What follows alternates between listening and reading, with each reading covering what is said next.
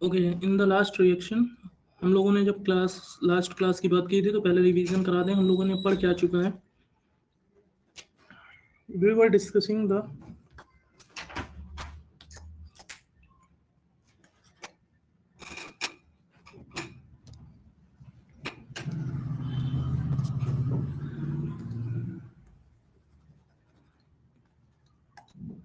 Last class में हम लोगों ने स्टार्ट किया था कि जो chemical properties of haloalkanes, यही टॉपिक हम लोग पढ़ रहे हैं इतने दिन से। Chemical properties of haloalkanes मतलब कि हेलो एल्केन्स कौन कौन से रिएक्शन देते हैं। इसमें हम लोगों ने क्या क्या पढ़ चुका है chemical properties of halo alkane में। न्यूक्लियोफिलिक सब्स्टिट्यूशन रिएक्शन, इसमें हम लोगों ने ओवरऑल 13 रिएक्शंस पढ़े थे अगर आपको याद हो। और फिर हमने इसका मैकेनिज्म देखा था कि या तो ये एक स्टेप में होगा या तो दो स्टेप में होगा, वो डिपेंड करेगा कि जो एल्किल हैलाइड है ये किस तरीके का है। इसके बेसिस पे मैकेनिज्म या तो SN1 रिएक्शन होगी या तो SN2 रिएक्शन होगी। और उसके बाद हम लोगों ने कॉन्सेप्ट पढ़ा था ऑप्टिकल आइसोमेरिज्म का। ठीक है, यहाँ पर आर को देख के हम डिसाइड करते थे कि रिएक्शन की मैकेनिज्म SN1 होगी कि SN2 होगी। अगर 3 डिग्री होगा तो SN1 और 1 डिग्री होगा तो SN2। उसके बाद हम लोगों ने सेकेंड रिएक्शन जो याद स्टार्ट किया है यहाँ पर, वो एलिमिनेशन रिएक्शन था जो कल हमने स्टार्ट किया था। तो एलिमिनेशन रिएक्शन क्या होता है, एडिशन का इन्वर्स होता है। It is a inverse reaction of addition. यहाँ पर टू स्मॉल एटम, दो स्मॉल एटम रिप्लेस होते हैं। और कौन से कंपाउंड बनता है, अनसेचुरेटेड कंपाउंड बनता है। भारत, अनसेचुरेटेड कंपाउंड बनता है।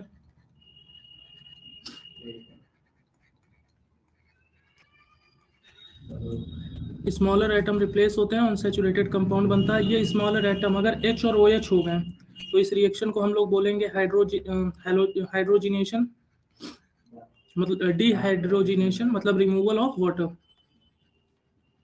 अगर ये एटम H और X हो गए तो इस रिएक्शन को हम लोग बोलेंगे डिहेलोजिनेशन। ठीक है, और आप सभी को पता है ये रिएक्शन इंडोथर्मिक होता है। और इंडोथर्मिक रिएक्शन होने की वजह से ये किस टेम्परेचर पे फेवर्ड होगा, डेल्टा H क्या होगा, नेगेटिव होगा। और चूंकि ये रिएक्शन इंडोजेनिक है तो it will be sorry endothermic है तो reaction will B favoured eight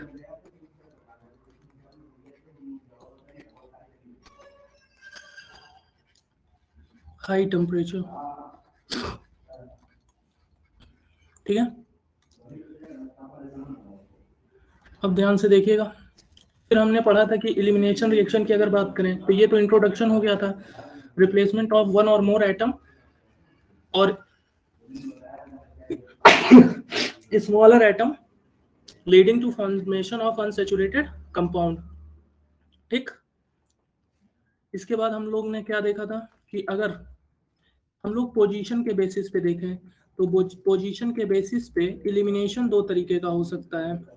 on the basis of position elimination reaction can be of two type, alpha beta और अल्फा गामा।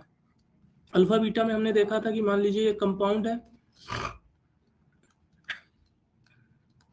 तो this carbon is called alpha carbon and this carbon is called beta carbon.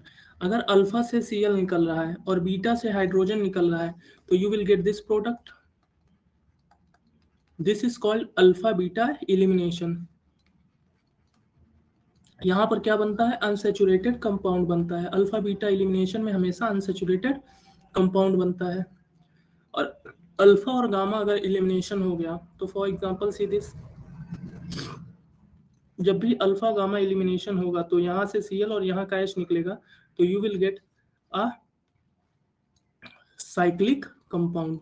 क्या मिलेगा, cyclic compound. ये carbon कौन सा carbon है, alpha, ये है बीटा और गामा। अल्फा से Cl निकला है और गामा से हाइड्रोजन, तो कौन सा कंपाउंड बनेगा, साइक्लिक कंपाउंड। और आप जानते हैं साइक्लिक कंपाउंड और अल्कीन का जनरल फॉर्मूला सेम होता है एंड इट इज CnH2n। अब हम लोग मैकेनिज्म के बेसिस पे देखे थे। मैकेनिज्म के बेसिस पे रिएक्शन जो होगी एलिमिनेशन वो तीन तरीके की हो सकती है, E1, E2 E1CB। E1CB का मतलब होता है elimination unimolecular conjugate base. Conjugate base जो आपके सिलेबस का पार्ट नहीं है। E1CB आपके सिलेबस का पार्ट नहीं है, ठीक है। आपके सिलेबस में E1 है। E1 का मतलब एलिमिनेशन यूनिमॉलिक्यूलर। E2 का मतलब होता है एलिमिनेशन बाईमॉलिक्यूलर। अभी मैं सिर्फ रिवीजन करा रहा हूँ पिछले क्लास का। जिसको ना समझ में आएगा या तो वो प्रीवियस वीडियो देख लेंगे, या तो जो रिवाइज कर रहे हैं सिर्फ इसीलिए कराते हैं कि आपको क्लास में चीज़ें रट जाएं। ये ना हो कि आप बाद में जा रहे हैं घर पे रट रहे हैं। तो क्लास में अगर अटेंटिव आप बैठे हैं तो आपको 100% चीज़ें यहीं रट जाएंगी, और उसको रिकॉल करते रहा करिए। मतलब हफ्ते 2 हफ्ते पे 2x मोड में वीडियो लगा लीजिए जिस दिन। अब यूट्यूब के वीडियो शॉर्ट्स देखने से कोई फ़ायदा थोड़ी मिलेगा। जब आप टाइम फ्री हो 2x मोड पे लगा दो। इसमें कुछ लोग ऐसे भी होंगे जो स्कूल का मतलब इसका वीडियो रिकॉर्डेड वीडियो डाउनलोड करके अपने यार दोस्त को बांट रहे होंगे फ्री में। तो ऐसा मत करिए, आप पैसा देके पढ़ रहे हैं, यार दोस्त को फ्री में मत बांटिएगा। चलिए, यहाँ तक कोई किसी को कुछ डाउट है? जहाँ तक अभी तक रिवाइज कराया है, यहाँ तक किसी को दिक्कत? Should I proceed? यस और no? No one is typing. यहाँ तक किसी को दिक्कत?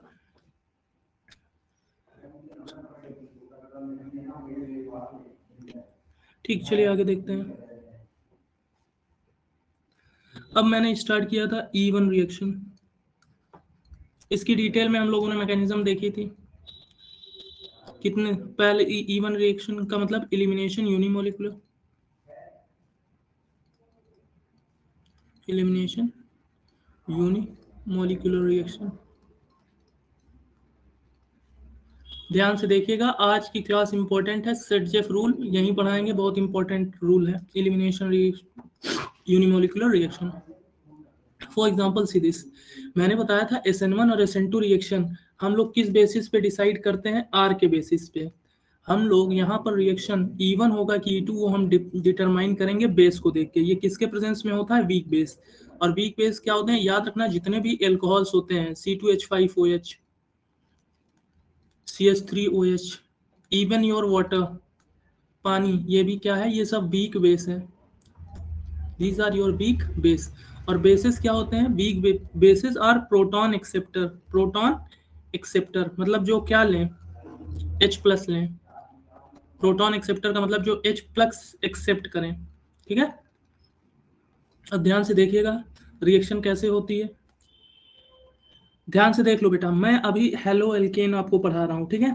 तो यहाँ पर हेलो एल्केन में यहाँ पर क्या होगा? ध्यान से देखिएगा, CH3 CH2 sorry CH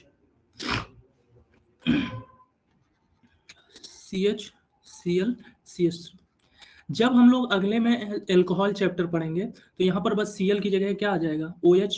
elimination reaction वहाँ भी पढ़ेंगे, मगर वहाँ पर Cl की जगह क्या आ जाएगा? OH। बाकी सारी चीजें क्या रहेंगी? सेम रहेंगी। यहाँ पर चूंकि हम लोग हेलो एल्केन चैप्टर पढ़ रहे हैं तो यहाँ Cl लिख रहे हैं। जब आप एल्कोहल चैप्टर पढ़ेंगे तो यहाँ पर OH लिख देंगे, बाकी कहानी सब सेम रहेगी। तो यहाँ पर देखो बेटा, पहले स्टेप में क्या होगा? यहाँ पर हम लोग लेंगे पोलर प्रोटिक सॉल्वेंट। पहले स्टेप में सिर्फ किसका काम होता है? Polar protic solvent. चूंकि वीक बेस लिए हैं तो वीक बेस पहले स्टेप में कुछ नहीं करेगा। पोलर प्रोटिक सॉल्वेंट क्या करेगा? आपको पता है कि कार्बन और Cl के बीच का जो बॉन्ड होता है वो पोलर होता है। इस पे डेल पॉजिटिव चार्ज होता है, इस पे डेल नेगेटिव होता है ड्यू टू इलेक्ट्रोनेगेटिविटी डिफरेंस। अब चूंकि दो चार्जेस हैं तो चार्जेस के बीच force of electrostatic coulombic force of attraction लगता है। Electrostatic coulombic force of attraction, जिसकी value 1/4 pi epsilon Q1 Q2 upon R² होता है। यहाँ पर डेल पॉजिटिव चार्ज है, यहाँ पर डेल नेगेटिव। अब अगर यहाँ पर तुम क्या कर दो, कोई भी पत्थर रख दो, स्टोन रख दो, लकड़ी रख दो, तो इनके बीच का फोर्स क्या हो जाएगा? कम।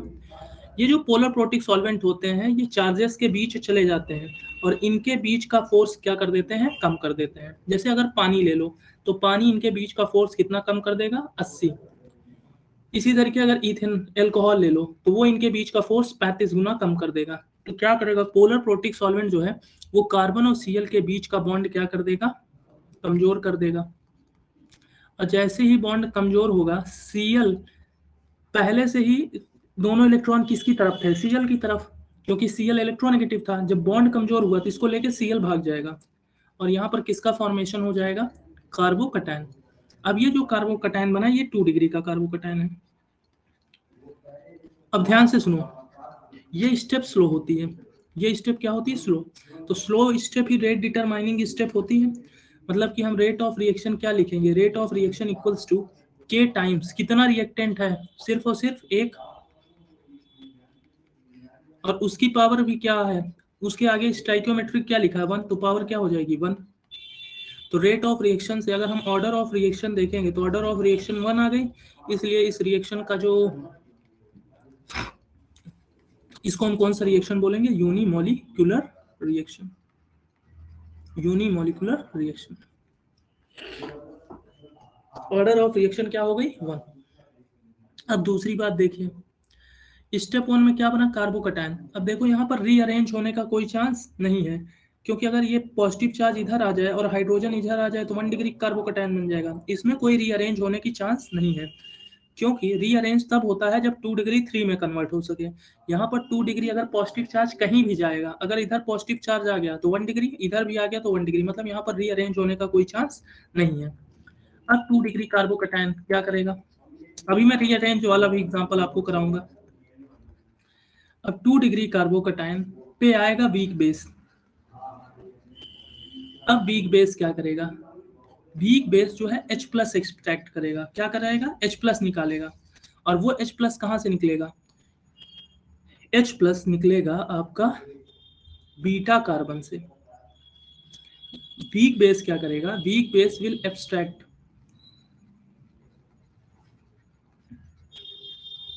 H plus from beta carbon. भाई बेस है तो बेस को किसकी जरूरत होती है, प्रोटॉन, और ये प्रोटॉन किस कार्बन से निकालेगा, बीटा कार्बन से। तो जब बीटा कार्बन से प्रोटॉन निकला तो कार्बन और हाइड्रोजन के बीच कौन ज्यादा इलेक्ट्रोनेगेटिव है, कार्बन। तो कार्बन कहेगा जाओ, जाना है तो तुमको बेस के साथ जाना है, बिल्कुल जाओ, मगर अपना इलेक्ट्रॉन दे के जाओ। तो इस पे कौन सा चार्ज आएगा, नेगेटिव, और पॉजिटिव और नेगेटिव मिलके क्या बना लेंगे, डबल बॉन्ड। ठीक है, ये समझ में आई कहानी। तो याद रखना, ये आप है, ये आपकी गर्लफ्रेंड है, इन आप और इनके बीच जो आग लगाएगा, कहेगा कि भाई तुम्हारे लायक नहीं है, तुम बहुत सुंदर हो, तुम और अच्छा डिजर्व करते हो, वो होंगे पोलर प्रोटिक सॉल्वेंट, जो आप और अपोली के बीच के बॉन्ड को कमजोर करेंगे। जैसे ही Cl निकला, अब आप हो गए सिंगल, फिर से आपको Cl की याद आने लगी, दोनों लोग क्या है, चार्जेस अपोजिट हैं। तो ये जो पोलर प्रोटिक सॉल्वेंट है और एल्कोहल है, ये दोनों आपके अगल बगल क्या बना लेंगे, लेयर बना लेंगे। इसे बोलते हैं सैल्वेशन इफेक्ट। सैल्वेशन इफेक्ट के कारण, याद रखना, solvation effect polar protic solvent ही करेंगे। सॉरी, मैंने शायद कल की क्लास में बेस बोल दिया था। ये याद रखना कि पोलर प्रोटिक सॉल्वेंट ही क्या करेंगे, सैल्वेशन इफेक्ट दिखाएंगे और आपके चारों तरफ इकट्ठा हो जाएंगे कि आप फिर से Cl के साथ बॉन्ड ना बना लो। अब आएंगे वीक बेस। ठीक, तो आपके दोस्त ने आपसे लड़ाई लगवाई, अब वीक बेस क्या करेंगे, वीक बेस वो दोस्त हैं जो आपका तो काम बिगाड़ दिए मगर दूसरे वाले का काम आसान कर दिए। यहाँ से ये हाइड्रोजन निकलवाएंगे, ये क्या करेंगे, हाइड्रोजन, और कहेंगे जाओ, उधर से Cl निकला है, इधर से हाइड्रोजन निकलवा के जाओ, दोनों लोग ऐश करो। तो यहाँ का H और वहाँ का Cl दोनों मिलके क्या बना लेंगे, HCl, और आपके पास कोई ऑप्शन नहीं रहेगा तो आप खुद ही क्या बना लोगे, डबल बॉन्ड। ये पूरी रिएक्शन थी, ठीक है। यहाँ तक किसी को समस्या, anyone has any doubt up till here? Is it clear to everyone? Type yes or no.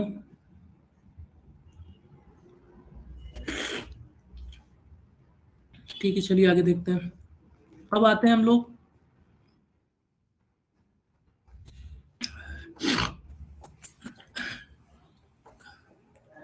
Important points. मैंने कल करा दिया था, सिर्फ आपको रिवाइज करा रहा हूँ क्योंकि ये रिएक्शन इंपॉर्टेंट है, क्योंकि यहाँ तो पढ़ेंगे ही, यहाँ पर पढ़ेंगे तो रिएक्शन डिहाइड्रोजिनेशन कहलाएगी, और जब यही आप लोग वहाँ पढ़ेंगे एल्कोहल में तो ये रिएक्शन क्या कहलाएगी, डिहाइड्रोजिनेशन। तो भले ही यहाँ पर हम मेहनत करके पढ़ा रहे हैं तो डिहाइड्रोजिनेशन यहाँ पढ़ लो, Cl की जगह OH लगा दोगे तो वही रिएक्शन रहेगी, कुछ बदलेगा क्या।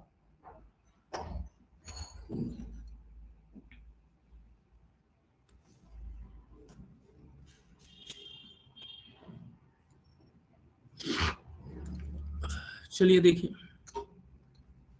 पहला point, if halogen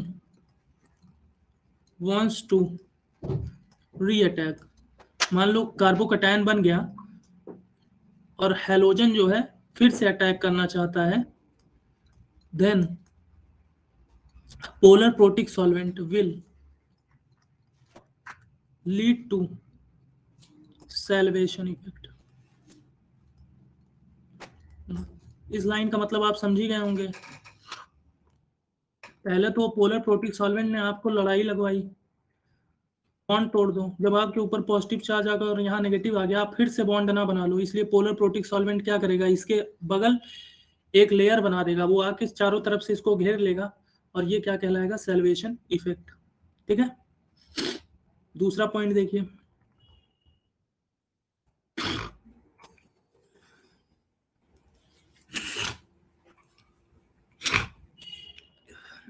rate of elimination reaction equals to is directly proportional to stability of carbocation। ध्यान से देख लो, ये इंपॉर्टेंट पॉइंट है, stability of carbocation।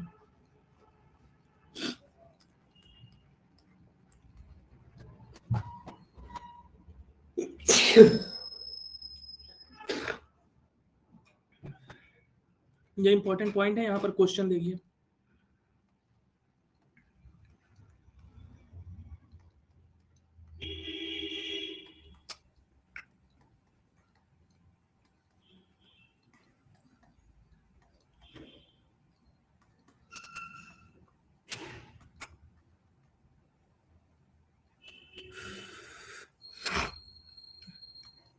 पहला वाला कितने डिग्री का एल्किल हैलाइड है, पहला वाला कितने डिग्री का एल्किल हैलाइड है, जल्दी टाइप करिए, 3। दूसरा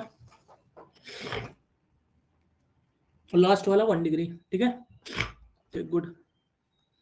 अब आपसे पूछ लें, यहाँ पर डीहेलोजिनेशन सबसे तेज किसका होगा, तो डीहेलोजिनेशन का मतलब क्या होता है, डीहेलोजिनेशन का मतलब होता है रिमूवल ऑफ हैलोजन। तो जब डीहेलोजिनेशन होगा तो पहले स्टेप में क्या बनेगा, कार्बोकैटायन। तो यहाँ पर कितने डिग्री का कार्बोकैटायन बनेगा, 3 डिग्री का। यहाँ पर कितने डिग्री का कार्बोकैटायन बनेगा, 2 डिग्री का। और यहाँ पर कितने डिग्री का कार्बोकैटायन बनेगा, 1। सबसे ज्यादा स्टेबल कौन होता है, 3, उसके बाद 2, फिर 1। तो ये इलिमिनेशन सबसे तेज करेगा, क्योंकि 3 डिग्री एल्किल हैलाइड किस में कन्वर्ट कर रहा है, 3 डिग्री कार्बोकैटायन में, जो कि स्टेबल है। बट आपको पता है कि जो 1 डिग्री का एल्किल हैलाइड होता है, ये 1 डिग्री का कार्बोकैटायन बनाता है, जो कि लेस स्टेबल होता है। अब इलिमिनेशन 2 स्टेप में होना है, पहले ये बनेगा तब जाके प्रोडक्ट बनेगा। अगर यही नहीं बन रहा है, कार्बोकैटायन ही नहीं बन रहा है, तो क्या रिएक्शन स्लो होगी, जाहिर सी बात है, कार्बोकैटायन बनने में जितना समय लगेगा रिएक्शन उतनी ही स्लो होगी। ये तो जल्दी से 3 डिग्री कार्बोकैटायन में बन जाएगा, कन्वर्ट हो जाएगा, तो ये प्रोडक्ट भी जल्दी बनाएगा। इसलिए 3 डिग्री एल्किल हैलाइड रिएक्शन सबसे तेज देते हैं। ये लाइन समझ में आई। इलिमिनेशन रिएक्शन स्पीड कब सबसे ज्यादा होगी, जब बनने वाला कार्बोकैटायन स्टेबल ज्यादा होगा। बोलो, ये बात समझ में आई, is it clear to everyone. तो रिएक्शन इलिमिनेशन रिएक्शन तेज कब होगी, जब बनने वाला कार्बोकैटायन स्टेबल होगा। ठीक है, अगर यहीं पर OH लगा देते, क्या लगा देते, OH, यहाँ पर लगा देते OH, और आपसे पूछते हैं कि 1 डिग्री 2 डिग्री और 3 डिग्री अल्कोहल में सबसे तेज इलिमिनेशन या डीहेलोजिनेशन किसका होगा, तो ये आंसर भी वही रहेगा कि नहीं, सेम रहेगा आंसर, चाहे OH हो चाहे Cl हो, बनना कार्बोकैटायन है, रिएक्शन वैसे ही होगी। ये लाइन समझ में आई। अगर कोई पूछ ले 3 डिग्री 2 डिग्री और 1 डिग्री अल्कोहल में सबसे तेज डीहेलोजिनेशन किसका, डीहाइड्रोजिनेशन किसका होगा, तो आंसर क्या रहेगा, सेम। एम आई क्लियर, बोलो यस और नो। ठीक, गुड। दूसरा पॉइंट क्लियर है। अब आइए तीसरे पॉइंट पे। तीसरा पॉइंट ये कहता है कि रेट ऑफ रिएक्शन कार्बोकैटायन पे तो डिपेंड ही करेगा, but rate of reaction is directly also proportional to leaving group. अब ध्यान से सुनिएगा, अगर आपको ये दे दिया जाए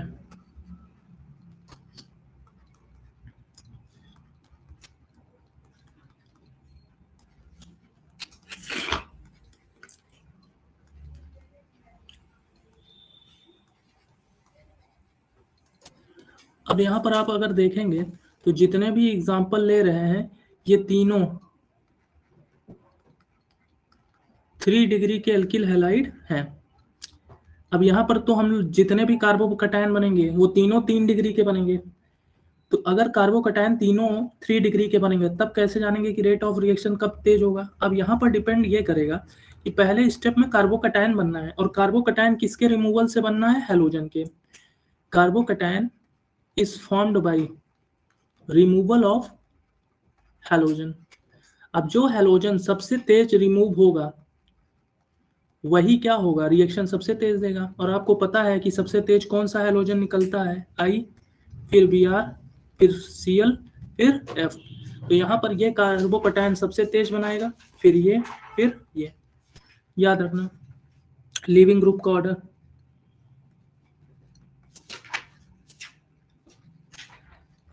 आंसर भी मैंने आपको बताया था, Ci के बीच का बॉन्ड लेंथ सबसे कम, सबसे ज्यादा, Cbr का बॉन्ड लेंथ उससे कम, CCl का बॉन्ड लेंथ और कम, CF का बॉन्ड सबसे कम। ठीक, तो आपको मैंने बताया था बॉन्ड लेंथ सबसे ज्यादा किसका होता है? Ci। कार्बन और आयोडीन के बीच की लेंथ सबसे ज्यादा, फिर Cbr, फिर CCl और फिर CF। और मैंने कहा था बॉन्ड एनर्जी बॉन्ड लेंथ के क्या होती है? इनवर्सली प्रोपोर्शनल होती है। तो याद रखना कि जो Ci का बॉन्ड होगा ये सबसे कमजोर होगा, फिर Cbr का, फिर Cl का, फिर CF का। मतलब कार्बन और फ्लोरीन का बॉन्ड सबसे मजबूत होगा। कार्बन और फ्लोरीन के बीच की डिस्टेंस सबसे कम है, ये बॉन्ड सबसे स्ट्रांग होगा, इसी वजह से ये जल्दी लीव नहीं करेगा। CCl के बीच की डिस्टेंस बढ़ गई, बॉन्ड थोड़ा सा कमजोर हुआ, Cl निकल सकता है। Cbr की डिस्टेंस और बढ़ी, Br लीव कर सकता है। और Ci के बीच की डिस्टेंस सबसे ज्यादा, तो आयोडीन इजिली रिमूव हो सकता है। ये बात समझ में आई सभी को? ये बात सभी को समझ में आई? जल्दी बोलिए। ठीक है, चौथा पॉइंट देखिए,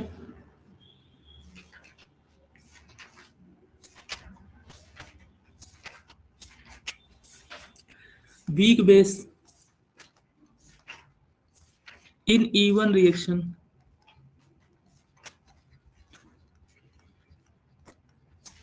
plays role in second step। जो वीक बेस है वो अपना रोल किस स्टेप में प्ले करेगा? Second step, removing hydrogen from beta position.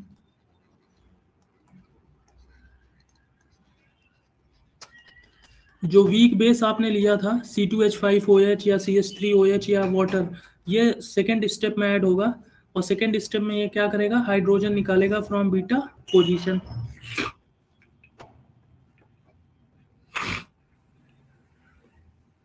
अब यहाँ पर मोस्ट इंपॉर्टेंट पॉइंट ये था the temperature role. The temperature role, कोई बताएगा टेम्परेचर क्या क्या रोल था इस रिएक्शन में? एनीवन? करिए टाइप, टेम्परेचर का रोल क्या होगा? What would be the role of temperature in this reaction? कल पढ़ाया था, थोड़ा सा हिंट दे दे रहा हूँ, 70-20।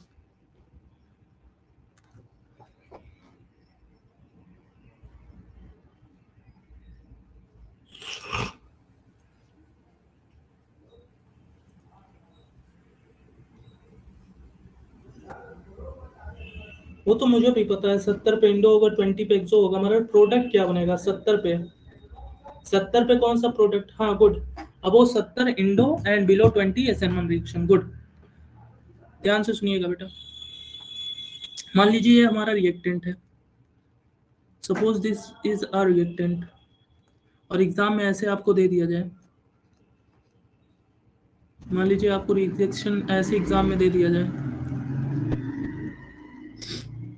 और आपसे पहले स्टेप में क्या होगा? अगर आपको यहाँ पर दिख जाए C2H5OH और H2O दिख जाए, तो ये तो देख के आपको तुरंत समझ में आ जाना चाहिए कि वीक बेस है, तो रिएक्शन क्या होगा? इवन होगा। ठीक है, तो पहले स्टेप में आपको पता है क्या बन जाएगा? कार्बोकैटायन।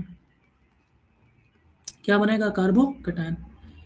अब अगर टेम्परेचर 70 से ज्यादा है तो रिएक्शन इंडोथर्मिक होगी, और इंडोथर्मिक रिएक्शन में एल्कोहल रोल क्या प्ले करता है, CH3OH मान लीजिए ये है, तो यहाँ पर जो एल्कोहल होगा ये क्या कराएगा, बीटा से प्रोटॉन अब्स्ट्रैक्ट करेगा और क्या बनाएगा, ये भी बीटा कार्बन है, ये भी, तो एक बीटा हाइड्रोजन निकाल के it will form CH3 CH double bond CH2 unsaturated compound बनाएगा। बट अगर टेम्परेचर 20 डिग्री सेल्सियस से भी कम है, मतलब रिएक्शन क्या है, एक्सोथर्मिक है, तब ध्यान से देखो क्या होगा, यहां पर जो एल्कोहल है अब ये प्रोटॉन एब्स्ट्रैक्ट नहीं कराएगा, ये खुद इसका जो ये न्यूक्लियोफाइल है, ये न्यूक्लियोफाइल है कि नहीं, ये न्यूक्लियोफाइल खुद ही जाके किस पे अटैक कर देगा, कार्बोकैटायन, यहाँ पर कार्बोकैटायन पे ये खुद जाके जुड़ जाएगा,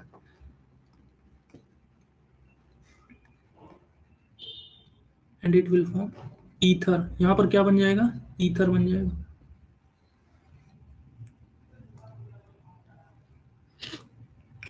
ये रिएक्शन कहलाती है SN1 रिएक्शन और ये रिएक्शन कहलाती है एलिमिनेशन रिएक्शन। तो दो प्रोडक्ट बन जाएंगे। आई होप ये आपको अच्छे से क्लियर होना चाहिए कि भाई अगर आपसे कोई पूछ ले कि टेम्परेचर का रोल क्या होता है इवन रिएक्शन में, तो याद रखना अगर टेम्परेचर 70 से ज़्यादा है तब तो बीटा एलिमिनेशन, जो एल्कोहल है वीक एल्कोहल वो बीटा प्रोटॉन एलिमिनेट कराएगा, मगर अगर टेम्परेचर 20 डिग्री सेल्सियस से कम है तो उस वीक बेस का नेगेटिव पार्ट खुद ही जाके कार्बोकैटायन पे जुड़ जाएगा।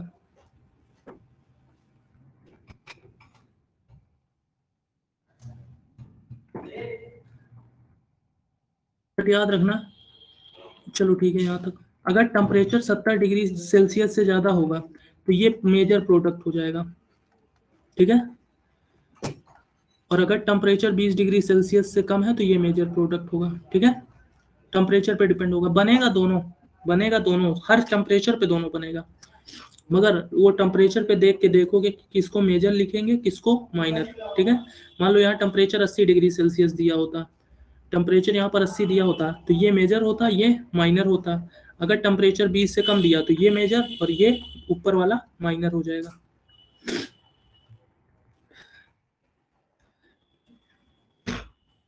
चलिए क्वेश्चन लिखे,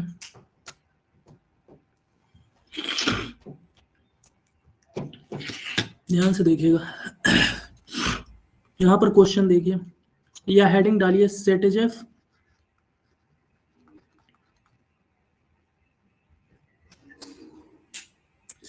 एक सेकेंड स्पेलिंग गलत हो गई, इंपॉर्टेंट है ध्यान से सुनिए।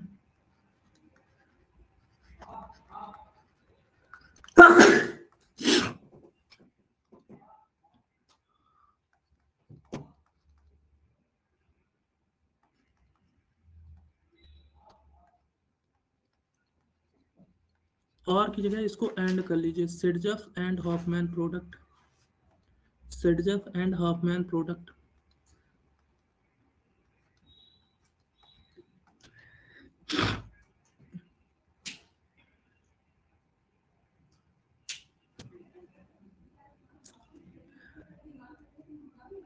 पहले सिडजफ प्रोडक्ट समझ लो फिर समझाता हूँ।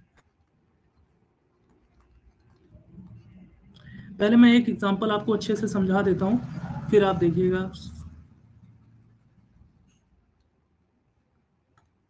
तब मैं समझाता हूँ सिडजेफ और हॉफमैन प्रोडक्ट क्या होता है।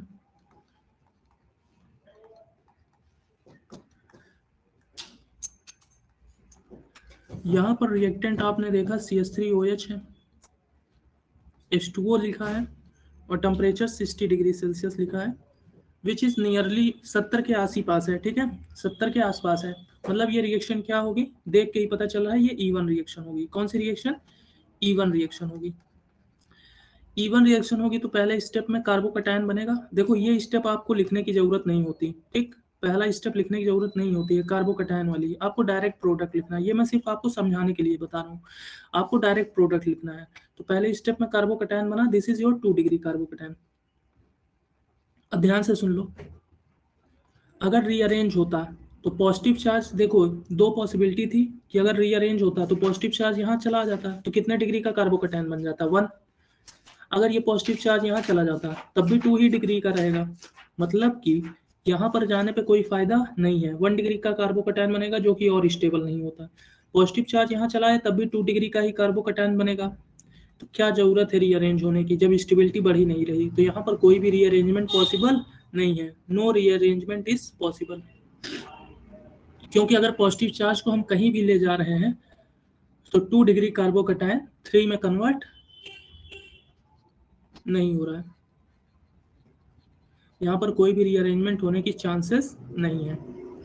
अब ध्यान से सुनिएगा, अब ये 2 डिग्री कार्बोकैटायन से बीटा एलिमिनेशन होना है। क्या होना है? बीटा एलिमिनेशन होना है। अब क्वेश्चन ये उठता है कि बीटा हाइड्रोजन तो ये भी है, बीटा हाइड्रोजन तो ये भी है, ठीक। अब क्वेश्चन उठता है कि हम जो वीक एल्कोहल होगा, जो वीक एल्कोहल होगा,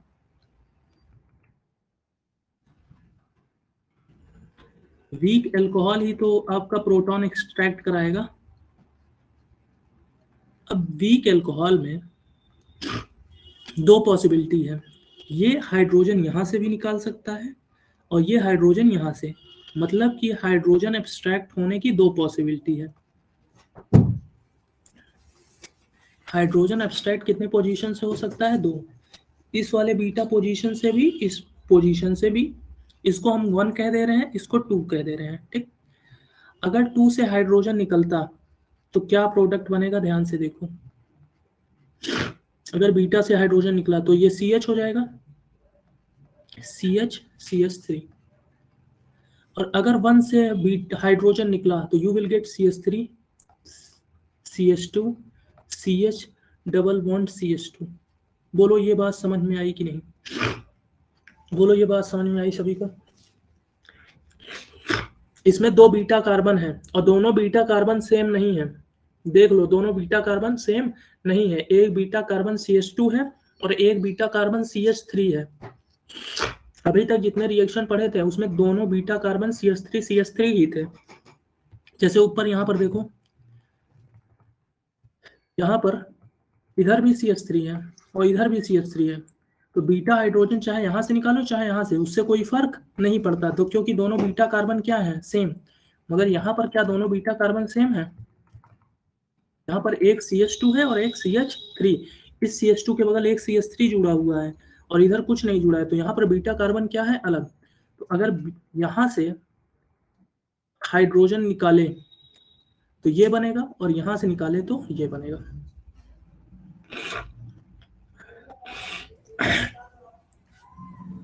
बोलो यहाँ तक समझ में आया?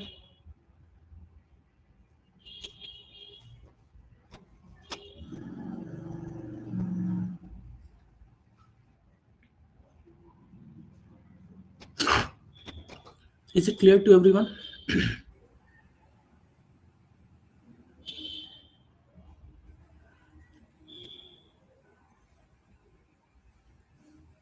बोलो बेटा, ये सभी को समझ में आया? ठीक। अब क्वेश्चन उठता है कि ये वाला जो है ये ज्यादा बनेगा कि ये बनेगा। अभी के लिए तुम इतना जान लो, अभी मैं समझाऊंगा, ये ज्यादा बनेगा, ये मेजर प्रोडक्ट होगा, ठीक। अभी मैं सिर्फ आपको कह रहा हूँ कि याद कर लो, अभी समझाऊंगा कैसे बनेगा। और ये माइनर प्रोडक्ट, मतलब कि ये ज्यादा क्वांटिटी में बनेगा ऊपर वाला। अरे कुछ एल्कोहल के मॉलिक्यूल बीटा वाले कार्बन को निकालेंगे और कुछ वाले पहले मतलब इधर से निकालेंगे, कुछ लोग हाइड्रोजन 1 से निकालेंगे, कुछ 2 से, तो बनेंगे दोनों। मगर ऊपर वाला मेजर प्रोडक्ट होगा, नीचे वाला माइनर। याद रखना, मेजर प्रोडक्ट को हम लोग सेटजेप प्रोडक्ट कहते हैं और जो माइनर प्रोडक्ट बनता है उसको हम हॉफमैन प्रोडक्ट बोलते हैं। तो कोई पूछ ले what do you mean by Hofmann product, तो minor product obtained in even reaction is called Hofmann product and the major product obtained in even reaction is called Setjev product। बोलो इतनी कहानी सभी को समझ में आई? यस और नो? बोलो इतनी कहानी सर नहीं समझ में आया? अरे भैया मैं आपको बता रहा हूँ। बताइए सौम्या जी, ध्यान से सुना करिए क्लास में। ये बताइए E1 रिएक्शन कितने स्टेप में होती है, सौम्या ही बताएंगे। E1 रिएक्शन कितने स्टेप में होती है? 2। पहले स्टेप में क्या बना? पहले स्टेप में क्या बनता है? कार्बोकैटायन। दूसरे स्टेप में क्या होता है? दूसरे स्टेप में क्या होता है? बीटा हाइड्रोजन निकलता है। बोलिए, दूसरे स्टेप में बीटा वाला हाइड्रोजन निकलता है कि नहीं? कौन निकालता है? बीटा हाइड्रोजन कौन निकालता है?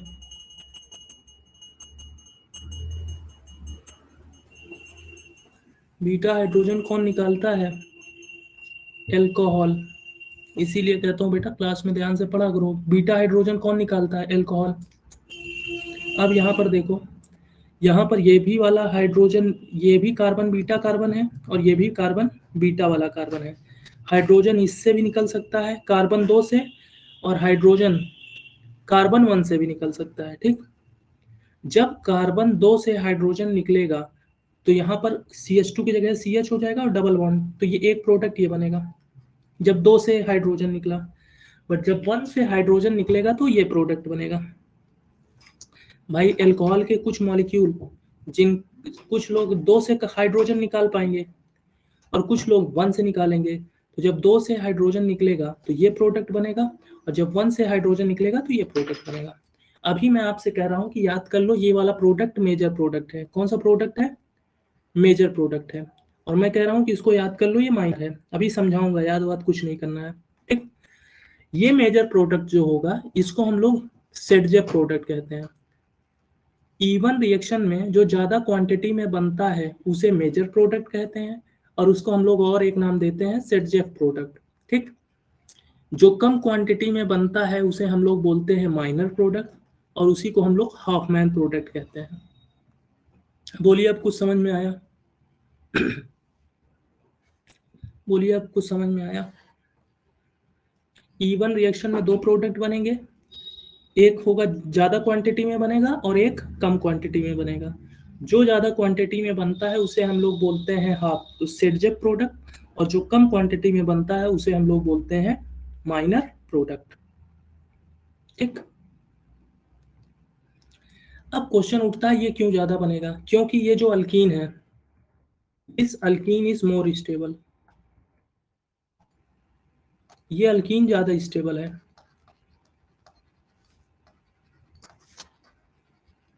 ये अल्कीन ज्यादा स्टेबल है as compare to this alkene. 2 alkene बने, इसमें ऊपर वाला अल्कीन जो है वो ज़्यादा स्टेबल है, और नीचे वाला जो अल्कीन है वो लेस स्टेबल है। चूंकि ये ज़्यादा स्टेबल है इसीलिए ये मेजर प्रोडक्ट है, और ये कम स्टेबल है इसलिए ये माइनर प्रोडक्ट है। भाई ये अल्कीन ज़्यादा स्टेबल था तो ये ज़्यादा क्वांटिटी में बनेगा, ये मेजर प्रोडक्ट। ये अल्कीन कम स्टेबल था इसलिए कम क्वांटिटी में बनेगा, इसे बोलेंगे माइनर प्रोडक्ट। ठीक, अब क्वेश्चन ये उठता है कि हम लोग कैसे जानेंगे कि कौन सा एल्कीन ज़्यादा स्टेबल होता है? तो लिखिएगा, stability of alkene, stability of alkene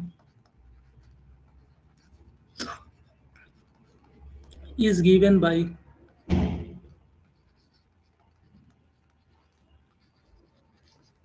Setjeff rule.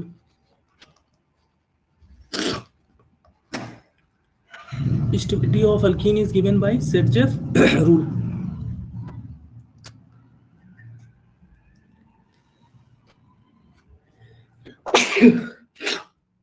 Setjeff rule states that Setjeff rule states that देखो बेटा, सेटजेफ रूल बकवास की बात बहुत ज़्यादा किए थे। मैं इसको एकदम शॉर्ट में आपको समझा दूंगा, मगर स्टेटमेंट यही लिख के आना एग्जाम में। याद रखना, अगर कोई सेटजेफ रूल पूछ ले तो ये कह देना अल्कीन की स्टेबिलिटी बताने के लिए हम लोग कौन सा यूज करते हैं? सेटजेफ रूल। किसकी स्टेबिलिटी बताने के लिए? Stability of alkyne.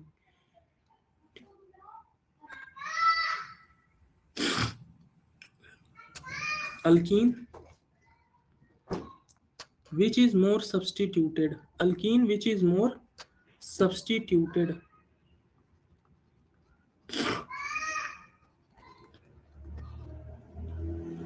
or is more crowded,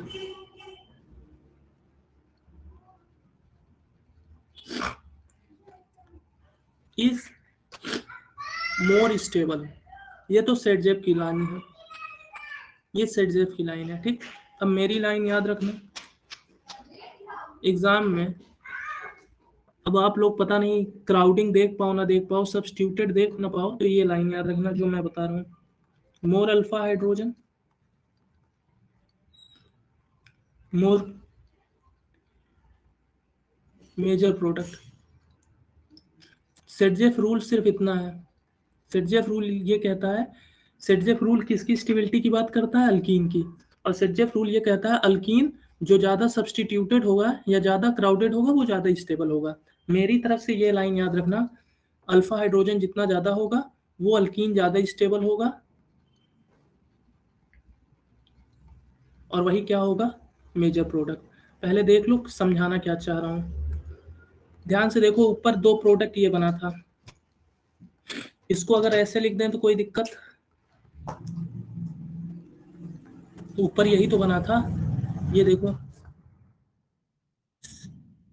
CH3CH2, ये कहाँ गया? CH3CH, एक ये बना था CH3CH डबल बॉन्ड CH3, तो उसी को तो लिखा हूँ, देखो इस तरीके लिख दिया हूँ CH3CH, और एक प्रोडक्ट ये बना था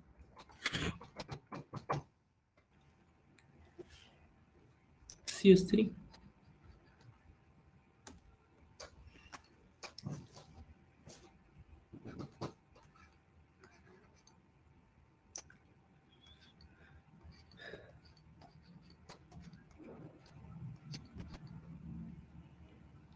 एक CH3 CH, और ये बना था CHS। ये दो प्रोडक्ट बने थे, ध्यान से देख लीजिएगा, दो प्रोडक्ट यही बने थे। अब सेटजेफ रूल ये कहता है कि जो अल्कीन ज्यादा सब्स्टिट्यूटेड होगा, मतलब कि जिस अल्कीन के जहां पर डबल बॉन्ड लगा है, अगर उससे जुड़े हुए हाइड्रोजन की संख्या कम हो और इससे जुड़े हुए कार्बन की संख्या ज्यादा हो, मतलब जितना ज्यादा कार्बन इससे जुड़ा होगा वो ज्यादा स्टेबल होगा। अब यहाँ पर देखिए ये डबल बॉन्ड है, इससे सिर्फ एक कार्बन ग्रुप जुड़ा है, सिर्फ एक कार्बन ग्रुप जुड़ा है, मगर यहाँ पर देखिए कितने कार्बन जुड़े हैं? दो। तो ये ज्यादा सब्स्टिट्यूटेड है, सब्स्टिट्यूटेड का मतलब इससे ज्यादा कार्बन की संख्या जुड़ी है, और यहाँ पर सिर्फ कितने कार्बन जुड़े हैं? इस वाले से एक, तो ये मोर सब्स्टिट्यूटेड हो गया, और ये क्या हो गया? Less substituted.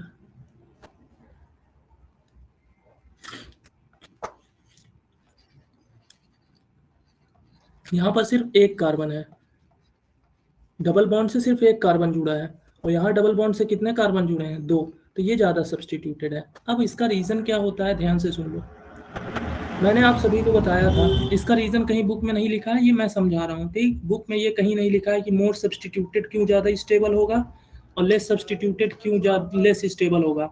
आपके टीचर्स ने पढ़ाया था सेटजेफ रूल, आपके स्कूल में सेटजेफ रूल पढ़ाया गया था।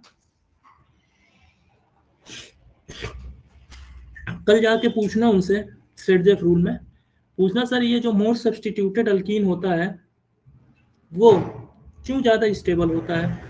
इसका रीजन बताए थे हम किसी स्कूल में कि मोर सब्स्टिट्यूटेड अल्कीन जो होगा वो मेजर प्रोडक्ट होगा और लेस सब्स्टिट्यूटेड नहीं होगा। जाके पूछिएगा कि क्यों ज्यादा स्टेबल होगा।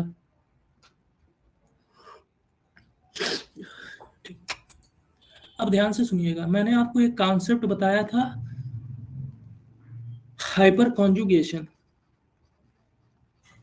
मैंने कहा था हाइपर कॉन्जुगेशन में हम लोग स्टेबिलिटी देखते हैं, ठीक। स्टेबिलिटी ऑफ अल्कीन हम हाइपर कॉन्जुगेशन से ही बताते हैं, उसी का नाम सेटजेफ रूल है। तो ध्यान से देखो, ये कार्बन sp2 हाइब्रिडाइज्ड है, ये भी कार्बन sp2 हाइब्रिडाइज्ड है, और sp2 देखो हाइपर कॉन्जुगेशन के लिए पहले तो sp2 हाइब्रिडाइज्ड कार्बन होना चाहिए, उसके बगल अल्फा कार्बन होना चाहिए, अल्फा कार्बन के पास अल्फा हाइड्रोजन होना चाहिए, और जितना अल्फा हाइड्रोजन होगा उसमें एक जोड़ तो उतने रेजोनेटिंग स्ट्रक्चर होंगे। अब यहाँ पर देखो ये sp2 हाइब्रिडाइज्ड कार्बन, ये भी sp2, ये अल्फा कार्बन, ये भी अल्फा कार्बन, यहाँ पर अल्फा हाइड्रोजन है 3, यहाँ पर अल्फा हाइड्रोजन है 3, टोटल अल्फा हाइड्रोजन हो गए 6, अल्फा कार्बन कितने हैं 2, रेजोनेटिंग स्ट्रक्चर कितना बनेगा 7। ठीक, अब यहाँ पर देख लो, यहाँ पर ये sp2 हाइब्रिडाइज्ड, ये भी sp2 हाइब्रिडाइज्ड, इस पे तो कोई अल्फा कार्बन जुड़ा नहीं है, यहाँ पर सिर्फ एक अल्फा कार्बन जुड़ा है, ये अल्फा कार्बन है, और अल्फा कार्बन के पास कितने हाइड्रोजन, अल्फा कार्बन की संख्या 1, अल्फा कार्बन पे कितने हाइड्रोजन जुड़े हैं, ये शायद CH2 होगा ना, अल्फा हाइड्रोजन 2 है, तो रेजोनेटिंग स्ट्रक्चर कितना होगा 3, और आपको पता है जिसका रेजोनेटिंग स्ट्रक्चर ज़्यादा वो स्टेबल भी ज़्यादा, तो ये वाला ज़्यादा स्टेबल होगा, क्योंकि due according to hyperconjugation इसमें रेजोनेटिंग स्ट्रक्चर की संख्या ज़्यादा बनेगी। बोलो ये बात समझ में आई? अभी एक एग्जांपल और समझाता हूँ आपको, अभी एक एग्जांपल और समझाता हूँ आपको, एक एग्जांपल और आपको समझा देता हूँ।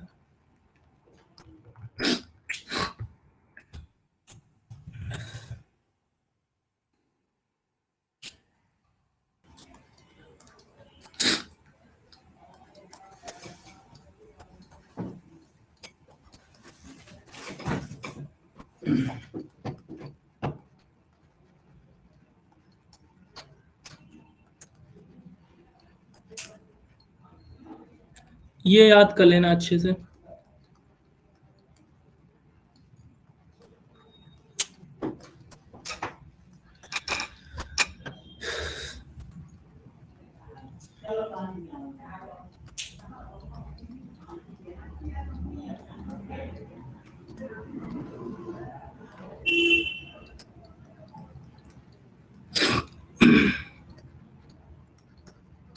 इतना याद कर लो, ये आपके लिए इम्पोर्टेंट।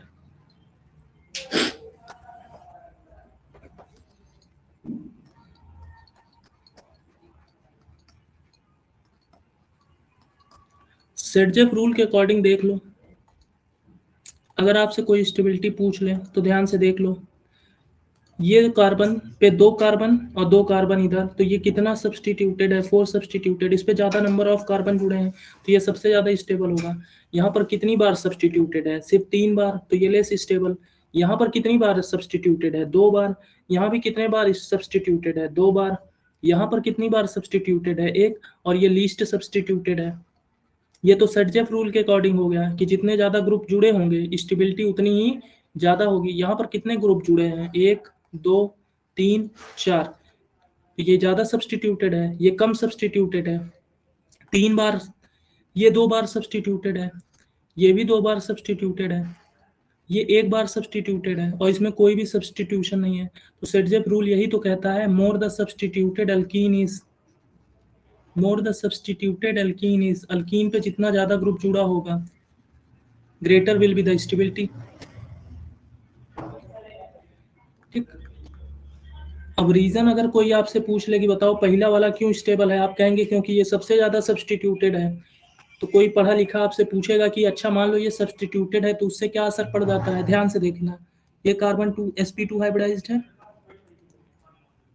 ये भी कार्बन कौन सा हाइब्रिडाइज्ड है sp2, तो ये कार्बन क्या हो गया अल्फा कार्बन, ये भी कार्बन अल्फा, ये भी अल्फा, ये भी alpha, total number of alpha carbon equals to 3 चौक 12, तो इसके कितने रेजोनेटिंग स्ट्रक्चर बनेंगे 13 resonating structure due to hyper conjugation.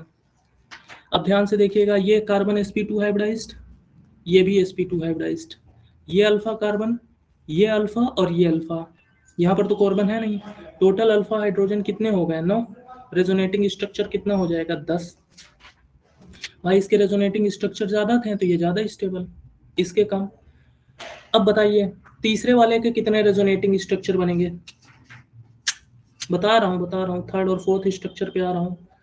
बताइए तीसरे में कितने रेजोनेटिंग स्ट्रक्चर बनेंगे, 7 बनेंगे, क्योंकि ये sp2 हाइब्रिडाइज्ड, ये भी sp2 हाइब्रिडाइज्ड, यहाँ पर ये अल्फा कार्बन और ये alpha carbon, total alpha hydrogen 6, resonating structure 7, यहाँ पर भी अल्फा हाइड्रोजन 6 है और रेजोनेटिंग स्ट्रक्चर 7 है, ये आप जानते हैं इसे कौन सा स्ट्रक्चर बोलते हैं? ट्रांस। और इसे हम बोलते हैं सिस।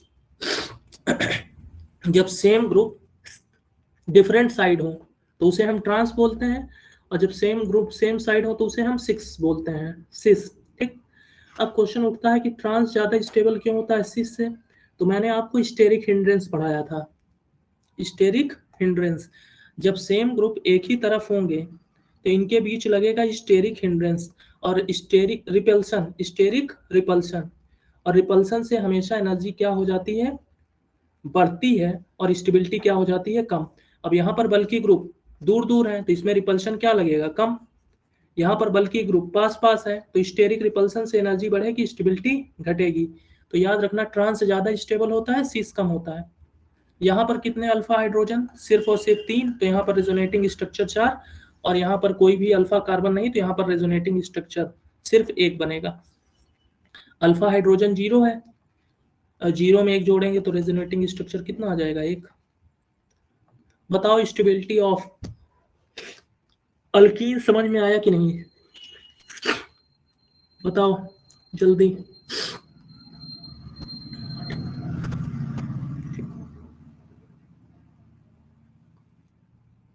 सेटजेफ रूल समझ में आया? सेटजेफ रूल ये कहता है कि जिस अल्कीन पे ज्यादा सब्स्टिट्यूएंट जुड़े होंगे वो ज्यादा स्टेबल होगा, और जिसपे ज्यादा सब्स्टिट्यूएंट लगेगा वो क्यों ज्यादा स्टेबल होगा? क्योंकि हाइपर कॉन्जुगेशन के कारण उसके रेजोनेटिंग स्ट्रक्चर उतना ज्यादा होगा। ठीक है बेटा, आगे देखो। ये सब याद रखना अच्छे से। अब एक क्वेश्चन देख लो आपके एग्जाम का। क्वेश्चन देखिए।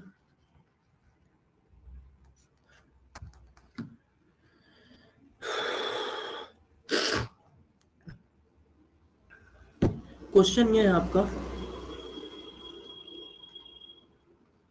देखने में ये सरल लग रहा है, थोड़ा कठिन है।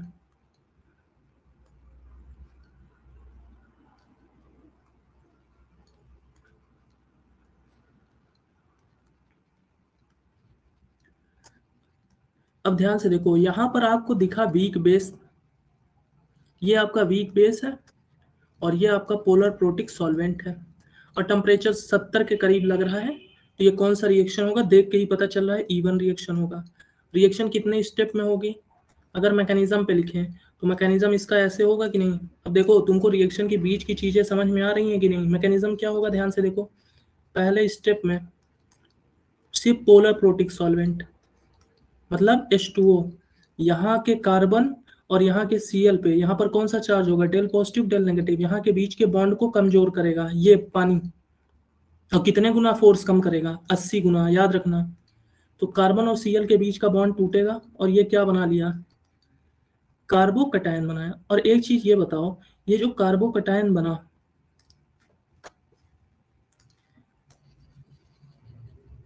इस कार्बन पे पॉजिटिव चार्ज है।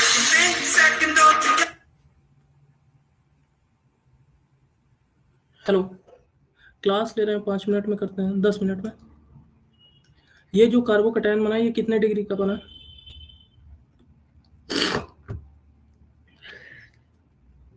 ये कार्बोकटायन कितने डिग्री का बना? अरे फिर से देखो बेटा, कार्बोकटायन कितने डिग्री का? 1 डिग्री का।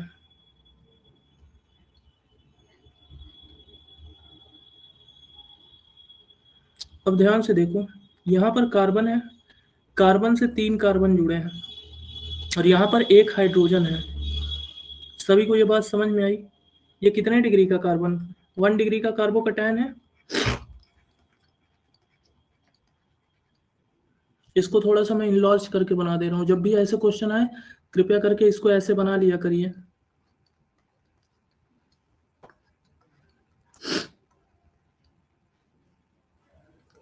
ये कार्बन 3 कार्बन से जुड़ा है,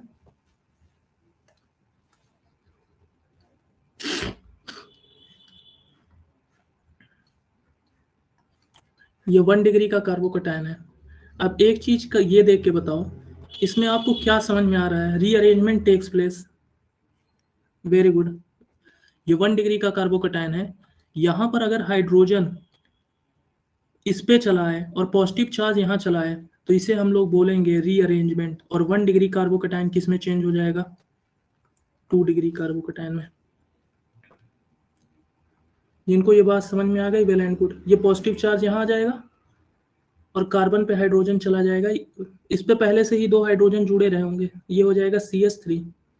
ये समझ में आया सभी को कि नहीं? 1 डिग्री कार्बोकैटायन कितने डिग्री के कार्बोकैटायन में चेंज हो गया? 3 डिग्री कार्बोकैटायन। और इसी को हम लोग कौन सा रिएक्शन बोलते हैं? रीअरेंजमेंट। ये बात कितने लोग को समझ में आई? ये बात कितने लोग को समझ में आई? 1 डिग्री का कार्बोकैटायन था, 1 डिग्री का कार्बोकैटायन अगर हाइड्रोजन चेंज हुआ तो 3 डिग्री के कार्बोकैटायन में कन्वर्ट हो गया। बोलो ये बात कितने लोग को समझ में आई? टाइप करिए। ठीक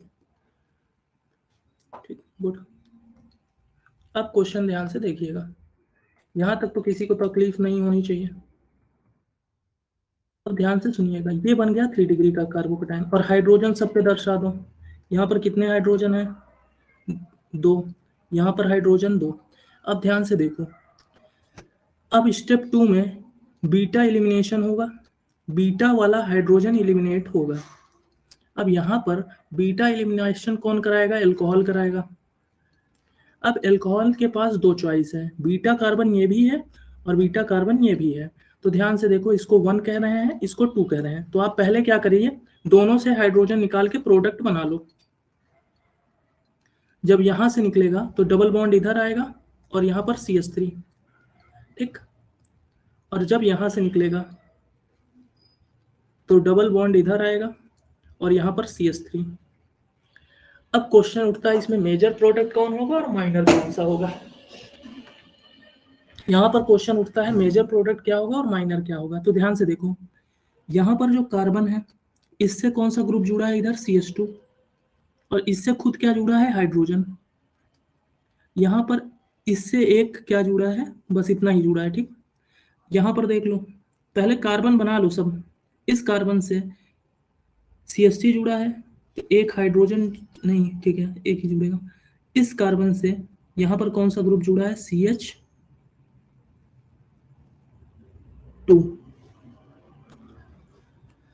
अब क्वेश्चन उठता है कि कैसे जानेंगे कि कौन मेजर होगा और कौन माइनर होगा?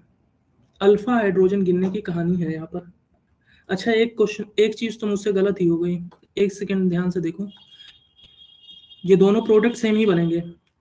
ये दोनों जो है डिक्टो सेम ही है, ये दोनों सेम ही है। एक बीटा हाइड्रोजन ये भी तो है, ये भी तो बीटा हाइड्रोजन है।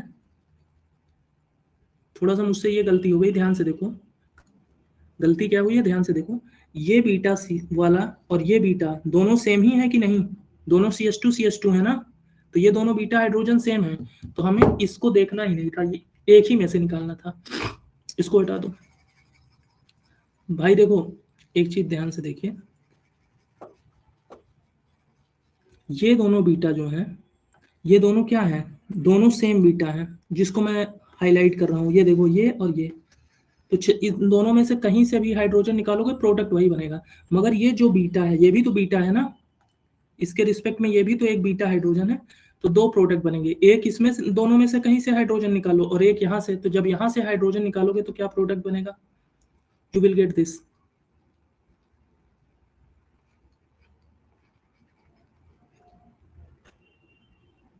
बोलो ये बात समझ में आई कि नहीं? ये बताओ।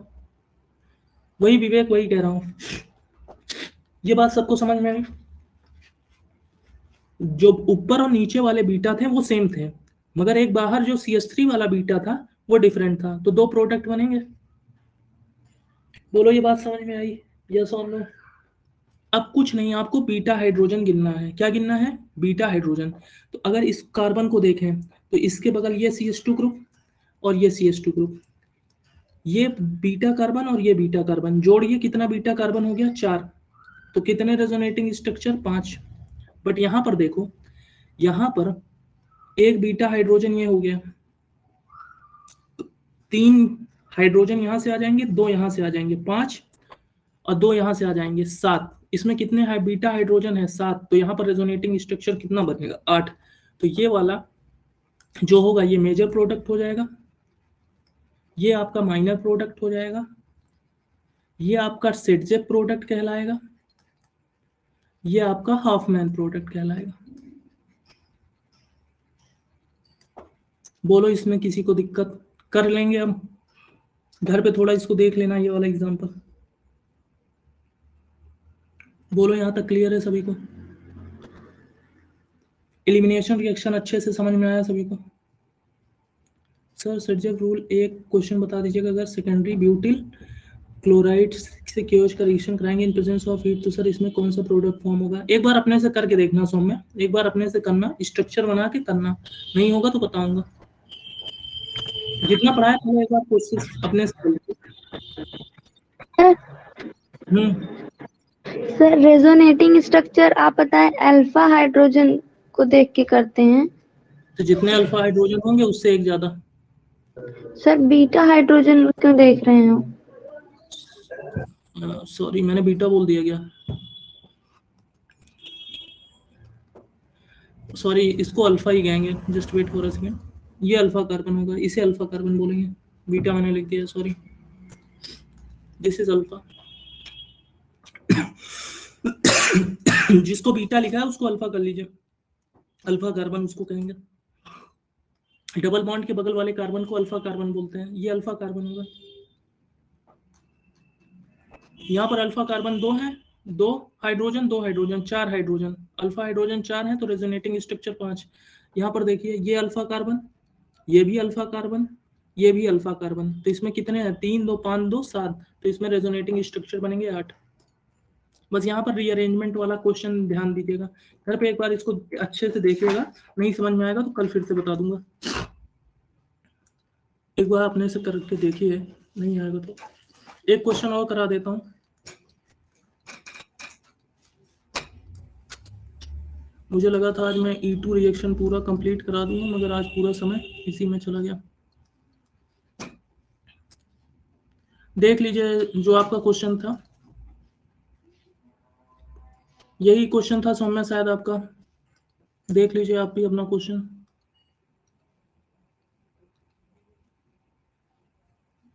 सेकेंडरी क्या आपने बोला था? ब्यूटिल बेटा, जो KOH है वो स्ट्रॉन्ग रिएक्टेंट है, तो वो E2 रिएक्शन का पार्ट है ना। KOH स्ट्रॉन्ग बेस होता है तो वो E2 रिएक्शन होगा। अभी हम किसकी बात कर रहे हैं? वीक बेस की बात कर रहे हैं ना। समझ में आया आपको? KOH स्ट्रॉन्ग बेस है, अभी हम किसकी बात कर रहे हैं? Weak base. जब स्ट्रॉन्ग बेस का क्वेश्चन आएगा तो वो E2 में होगा, मगर प्रोडक्ट वही बनेगा। प्रोडक्ट दोनों में वही बनता है, बस रिएक्शन में स्टेप बदल जाते हैं। चाहे E1 रिएक्शन हो चाहे E2 हो, प्रोडक्ट वही बनेगा, बस क्या कहते हैं, स्टेप बदल जाते हैं। एक एक स्टेप में होता है और एक 2 स्टेप में होता है। ध्यान से सुनिए, चाहे इस पे आप C2H5OH ले लीजिए, weak base in presence of polar protic solvent, या आप स्ट्रॉन्ग बेस ले लीजिए in presence of non protic या a polar protic solvent, product same आएगा सिडजेफ रूल के अकॉर्डिंग, बट रिएक्शन के स्टेप्स बदल जाते हैं। ठीक, चलो अभी इसको छोड़ते हैं। ये E2 रिएक्शन हो जाएगा, जब बेस स्ट्रॉन्ग होता है तो रिएक्शन E2 हो जाता है। अभी उसी पे आ रहे हैं, जल्दी पहले इसको वाइंड अप कराते हैं। ये देखो यहाँ पर पहले स्टेप में Cl निकला, क्या बना? कार्बोकैटायन बना। कितने डिग्री का कार्बोकैटायन बना? This is a carbocation of how many degree? कितने डिग्री का है? बताओ भाई जल्दी, डिग्री बताओ, टाइम नहीं है। कितने डिग्री का कार्बोकैटायन? 1 डिग्री। बताओ यहाँ पर रीअरेंजमेंट होने के चांसेस हैं कि नहीं? यहाँ पर रीअरेंजमेंट होगा, यस और नो? रीअरेंजमेंट CH3 के शिफ्ट होने से होगा कि H के शिफ्ट होने से?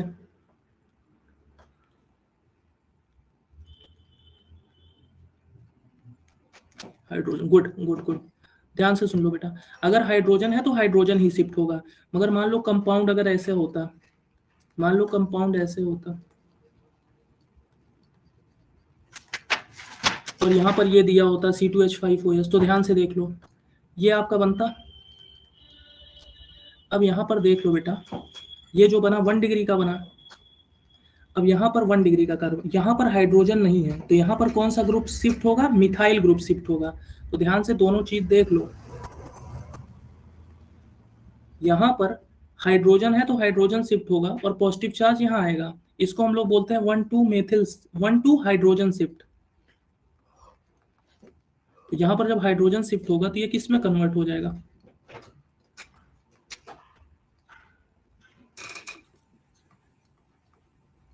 ये कन्वर्ट हो गया 3 डिग्री के कार्बोकैटायन में। अब यहाँ पर बताओ, यहाँ पर तो हाइड्रोजन है नहीं, तो यहाँ पर क्या शिफ्ट होगा, 1,2 मेथिल शिफ्ट। ये कितने डिग्री का कार्बोकैटायन है, 1, कितने में कन्वर्ट हो गया,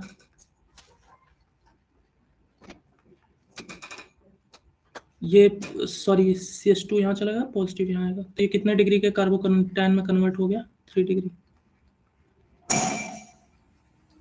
बोलो ये बात समझ में आई। अगर हाइड्रोजन नहीं है तो मेथिल शिफ्ट करेगा। बोलो ये बात समझ में आई। ठीक, दोनों रिएक्शन करा दे रहा हूँ एक साथ ही, अच्छे से ध्यान से देख लो।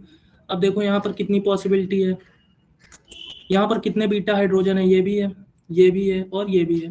अगर आपको एक चीज दिख रहा है, तीनों बीटा हाइड्रोजन क्या है, सेम तरीके के हैं, तो सिर्फ एक प्रोडक्ट बनेगा, चाहे जिस बीटा से एक हाइड्रोजन निकाल के प्रोडक्ट बना लो। यहाँ पर 2 प्रोडक्ट नहीं बनेगा क्योंकि जितने भी बीटा हाइड्रोजन है सब एक ही जैसे हैं। बट यहाँ पर देखो, ये बात समझ में आई, तीनों बीटा हाइड्रोजन एक ही तरीके के हैं, CH3 CH3 CH3 ही, तो यहाँ पर सिर्फ एक प्रोडक्ट बनेगा। बट यहाँ पर देखो, ये भी बीटा हाइड्रोजन है, ये भी बीटा हाइड्रोजन है, और ये दोनों बीटा हाइड्रोजन क्या है, एक तरीके के हैं, और ये वाला जो बीटा हाइड्रोजन है ये दूसरे तरीके का है। यहाँ पर CH3 CH3 और यहाँ पर CH2, तो इन दोनों में से एक हाइड्रोजन निकाल के देख, प्रोडक्ट बना लो। तो मान लो हमने यहाँ से निकाल दिया, तो ये हो गया CH2 double bond C, CH3 CH2 CH3, और एक बार बीटा हाइड्रोजन से यहाँ निकाल लो तो you will get CH3 CH3 double bond CH2 CH3। आप मुझे बताइएगा, ये A और B में, A और B में सेडजेप प्रोडक्ट कौन होगा और हॉफमैन प्रोडक्ट कौन होगा, A और B में सेडजेप प्रोडक्ट कौन होगा, A और B में सेडजेप प्रोडक्ट कौन होगा। गुड गुड श्रेया, बाकी लोग को समझ में आया, कॉमन सेंस की बात है, मतलब उसमें कोई लॉजिक नहीं लगा हुआ है। ए नहीं है बेटा सेडजेफ, ए सेडजेफ नहीं है, बी है। कैसे, ध्यान से देख लो, ध्यान से देख लो, या तो अल्फा हाइड्रोजन गिन लो, कॉमन सेंस देखो बेटा, डायरेक्ट यूज करो। कौन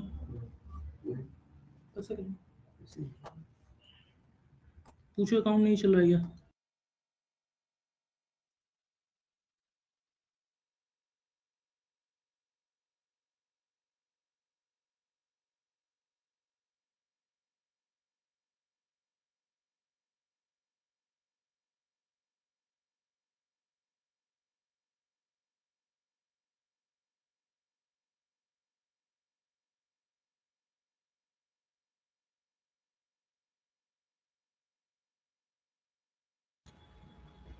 अब ध्यान से देखो, या तो तुम्हारे पास 2 ऑप्शन है, या तो तुम इसको देखो, ये sp2 हाइब्रिडाइज्ड, ये sp2 हाइब्रिडाइज्ड।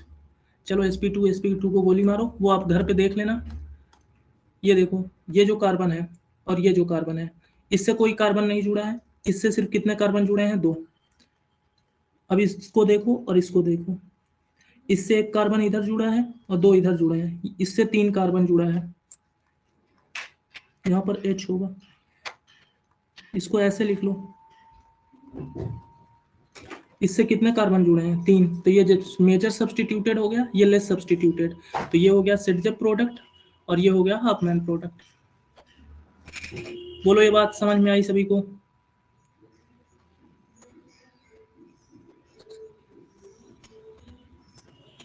समझ में आया बेटा। अब रटना तो नहीं पड़ेगा, सेडजेप हाफमैन, एक एक चीज क्लियर है। सेडजेप मेजर क्यों होता है ये समझ में आया, ड्यू टू हाइपर कॉन्जुगेशन। जो सेडजेप प्रोडक्ट होता है वो ज्यादा स्टेबल क्यों होता है, जो ज़्यादा सब्सटीट्यूटेड होता है वो ज़्यादा स्टेबल क्यों होता है, ये बात समझ में आई? क्योंकि ड्यू टू हाइपर कॉन्जुगेशन। अब ये नहीं कि रट लें, स्कूल में जाइएगा और पूछिएगा अपने टीचर से कि आपने तो रटा दिया कि सेट दे वाले मेजर प्रोडक्ट होते हैं, ज़्यादा स्टेबल होते हैं, क्यों स्टेबल होते हैं वो भी तो बताइए। चलिए ठीक है, मैं आपके स्कूल वालों को नहीं कह रहा हूँ, बाकी वाले स्कूल को भी कह रहा हूँ। मुझे पता है सेटजेफ और हॉफमैन सभी ने पढ़ाया होगा, सभी स्कूल में पढ़ाया गया होगा, मगर रीज़न कोई नहीं बताया होगा कि हाइपर कॉन्जुगेशन जैसे भी चीज़ें हैं। भले ही बेटा देखो, मैंने 1 महीने में ये चैप्टर कंप्लीट कराया, बट जिनका ये चैप्टर अच्छे से तैयार है वो अल्कोहल, फिनॉल, ईथर, इन सब चैप्टर में आपको टेंशन नहीं होगी। ये ऐसा चैप्टर है जो बेसिस बनता है बाकी चैप्टर का। अगर ये ढंग से आ गया तो इसमें आपने हजारों चीज़ें सीखी हैं जो आगे चैप्टर में लगाएंगे। इसीलिए मैं कहता हूँ इस क्लास की वीडियो आप जितना बार हो सके उतना बार देखिए, कम से कम 3 बार तो एक वीडियो देखे ही रहिए, और सिनॉप्सिस बनाते चलिए। बिना सिनॉप्सिस के कोई काम होना नहीं है। बस यहीं पर Cl की जगह OH कर दो, अल्कोहल, फिनॉल, ईथर चैप्टर शुरू हो जाएगा।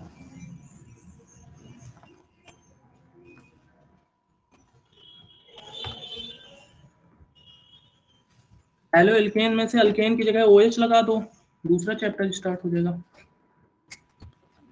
E1 रिएक्शन के बारे में इतनी पूरी कहानी थी। अब आते हैं E2 elimination, E2 reaction.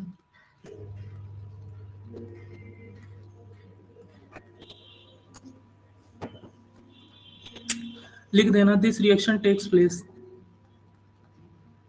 This reaction takes place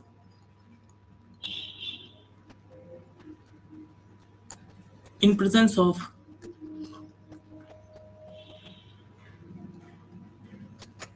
strong base।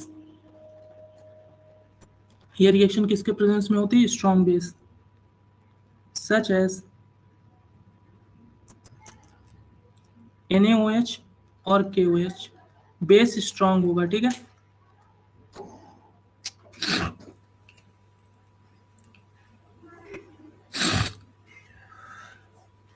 Base क्या होना चाहिए? स्ट्रॉन्ग होना चाहिए।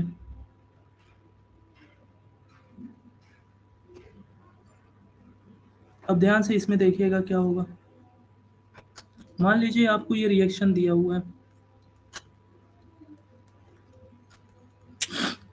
अब यहाँ पर 2 कंडीशन दे सकता है, या तो आपको यहाँ पर H2O और C2H5OH दे दिया जाए, या तो यहाँ पर आपको NaOH या KOH दे दिया जाए।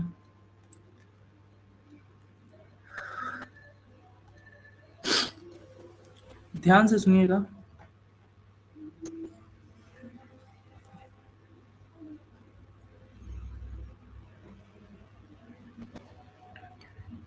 Just wait for a second. यहाँ पर आपको कौन सा सॉल्वेंट दिया गया था? Polar protic. यहाँ पर आपको दिया जाएगा पोलर एप्रोटिक सॉल्वेंट। आज आपका काम है गूगल करके पोलर एप्रोटिक सॉल्वेंट का कुछ नाम अपने से लिख लेना, ठीक। Polar aprotic solvent with alcohol as solvent.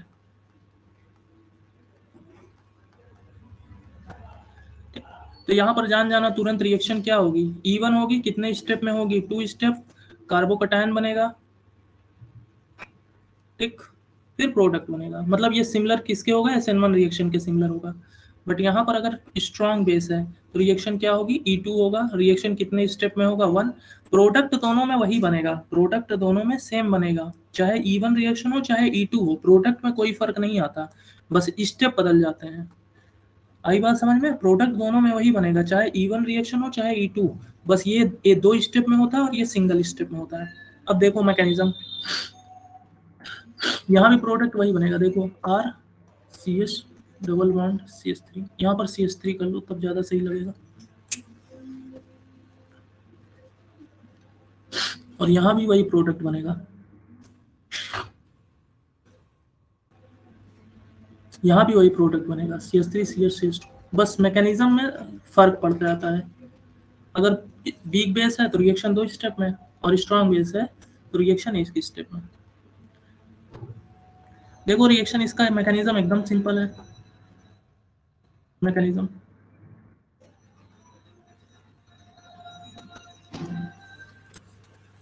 Mechanism देखिए।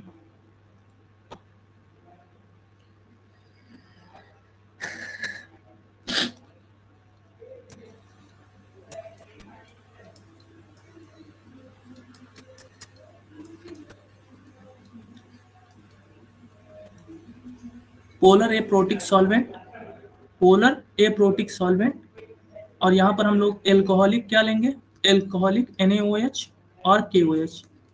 अब ध्यान से सुनिएगा, आप एक चीज मुझे बताइए, जो वीक बेस था, जो वीक बेस था वो किस रिएक्शन में काम आता है, मतलब किस स्टेप में काम आ रहा था? वीक बेस किस स्टेप, E1 में, सेकेंड स्टेप में। यहाँ पर स्ट्रॉन्ग बेस है, कौन सा बेस है, स्ट्रॉन्ग। वो वेट नहीं करेगा कि पहले हैलोजन निकल जाए तब मैं रिएक्शन करूंगा, ठीक। वहां पर वीक बेस क्या करता था, वो वेट करता था कि पहले हैलोजन निकल जाए तब मैं ऐड हूं। यहाँ पर वो क्या करेगा, वो वेट नहीं करेगा। पोलर प्रोटिक सॉल्वेंट अपना काम करेगा और ये अपना काम करेंगे। कैसे, ध्यान से सुनिए। पोलर एप्रोटिक सॉल्वेंट कार्बन और हैलोजन के बीच के बॉन्ड को क्या करेगा, कमजोर करेगा। और जब जैसे जैसे X निकलता रहेगा, अब ये वेट नहीं करेंगे क्योंकि ये स्ट्रॉन्ग बेस है, ये नहीं वेट करेंगे कि अगर हैलोजन निकल जाएगा तब हम अटैक करेंगे। ये भी क्या करेंगे, बीटा हाइड्रोजन एक साथ ही निकालेंगे। तो यहाँ पर रिएक्शन कितने स्टेप में हो जाएगी, एक स्टेप में।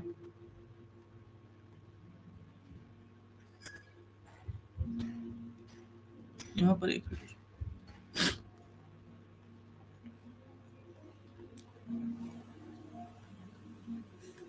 ध्यान से देखिएगा, यहाँ पर क्लोरीन और कार्बन के बीच का बॉन्ड टूटेगा, किसके वजह से टूटेगा, पोलर एप्रोटिक सॉल्वेंट की वजह से।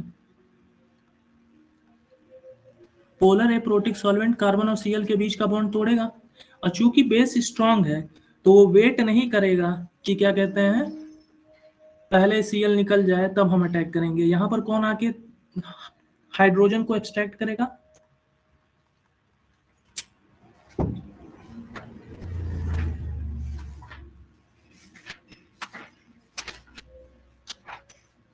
वीक बेस वेट कर रहा था पहले हैलोजन निकल जाए तब मैं रिएक्ट करूं, मगर यहाँ पर ये वेट नहीं करेगा। ये दोनों प्रोसेस क्या होगी, एक साथ। जैसे जैसे Cl और हाइड्रोजन का बॉन्ड टूटता जाएगा, इनके बीच का बॉन्ड बनता जाएगा, तो कार्बन की वैलेंसी देखा जाए तो कितनी हो जाएगी, 5। This is called transition state, this is called transition state.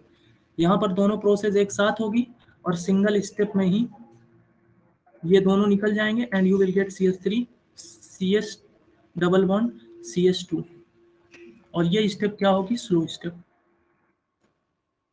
अब एक चीज ध्यान से देख लो, जो स्लो स्टेप है उसमें रिएक्शन में रिएक्टेंट भी इन्वॉल्व है और बेस भी इन्वॉल्व है। स्लो स्टेप जो है उसमें तुम्हारा इन्वॉल्व है और साथ ही साथ बेस भी इन्वॉल्व है। और slow step rate determining step होता है। तो रेट डिटरमाइनिंग स्टेप में आप क्या लिखेंगे, rate of reaction equals to K times CH3 CH2 Cl CH3 की पावर 1 और स्ट्रॉन्ग बेस की पावर 1। तो ऑर्डर ऑफ रिएक्शन क्या हो गया, 2। This reaction will be called as bimolecular reaction.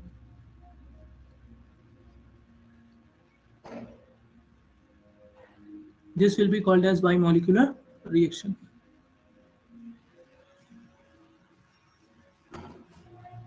हाँ बेटा, H+ तो ये निकाल रहा है ना, स्ट्रॉन्ग बेस तो निकाल रहा है ना। हाइड्रोजन जो है वो देखो, जब E1 रिएक्शन था तो जो वीक बेस था वो वेट कर रहा था कि पहले Cl निकल जाए तब कार्बोकैटायन बन जाए तब मैं हाइड्रोजन निकालूं।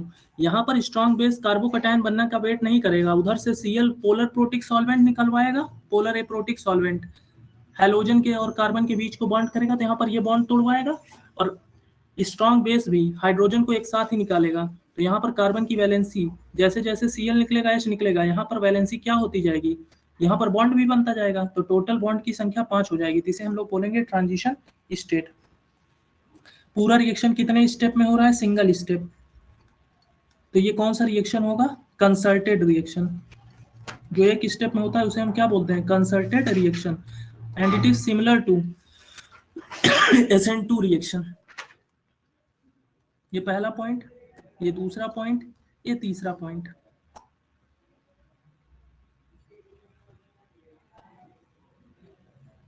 कुछ स्ट्रॉन्ग बेस के नाम देख लो, कुछ स्ट्रॉन्ग बेसेस आपके कौन कौन से हो सकते हैं।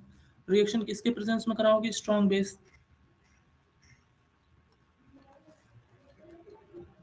NaNH2, sodium NaNH2, CH3 thrice CO minus Na plus and all hydrides of alkali metal। Alkali metals कौन होते हैं जानते हैं ना आप लोग? LiOH, KOH, RbOH, NaOH, CSOH, हलीना की रब इससे फरियाद।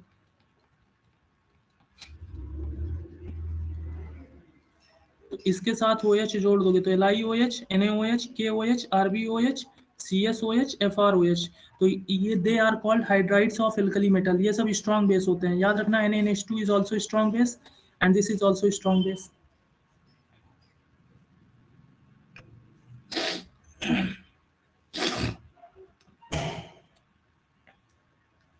रेट ऑफ रिएक्शन किसके प्रोपोर्शनल होगी? Rate of reaction is proportional to stability of, यहाँ पर कार्बोकैटायन तो बन नहीं रहा है, तो यहाँ पर स्टेबिलिटी ऑफ ट्रांजिशन स्टेट। वहां पर रेट ऑफ रिएक्शन किसके प्रोपोर्शनल थी? Stability of carbocation. यहाँ पर स्टेबिलिटी ऑफ ट्रांजिशन स्टेट। यहाँ पर हम लोग कौन सा सॉल्वेंट लेंगे? Polar aprotic solvent with alcoholic solvent.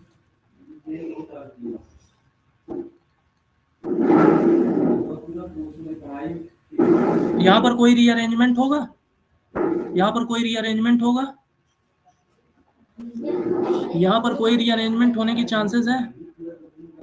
No rearrangement, क्योंकि यहाँ पर कार्बोकैटायन नहीं बना है ना। रीअरेंजमेंट सिर्फ किस में होता है? कार्बोकैटायन।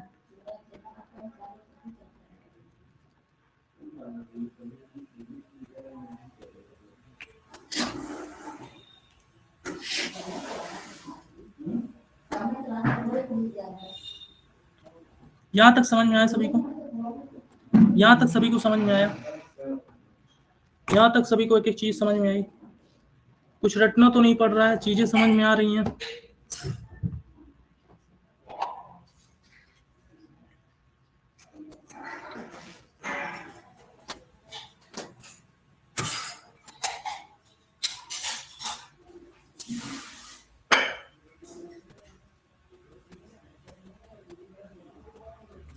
ठीक है बेटा, तो आज के लिए इतना बहुत है। Thank you for today, see you tomorrow.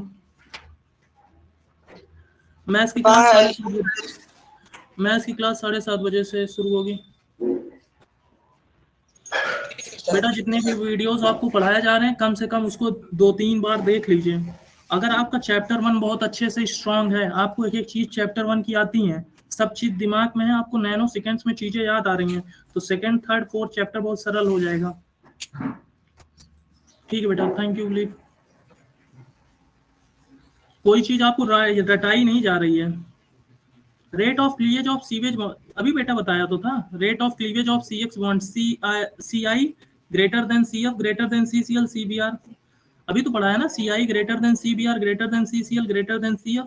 CI के बीच का बॉन्ड लेंथ सबसे ज्यादा, तो उसकी बॉन्ड एनर्जी सबसे कम, तो वो बॉन्ड सबसे तेज टूटेगा।